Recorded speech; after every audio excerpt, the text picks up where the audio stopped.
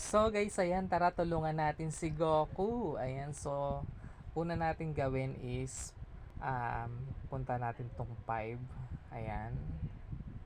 Then dito tayo sa 10. Ayan, so ngayon times 10 lang natin siya. Ayan, so dahil 220 siya, dito tayo sa 200. Ayan, kailangan mas mababa sa kanya para matalo niya. So dito tayo sa 400. Ayan, tapos i-times 2 natin siya. So magiging 1.6 yan, no? So dito tayo, ayan. Tapos naging 3,000, mahigit na, diba? So matatalo natin itong 3,000. So dahil 6,000 mahigit tayo, mananalo tayo ngayon, diba? So yan guys, natulungan natin manalo. Sige, kailangan na talaga pagdaanan natin ang lahat. So winner!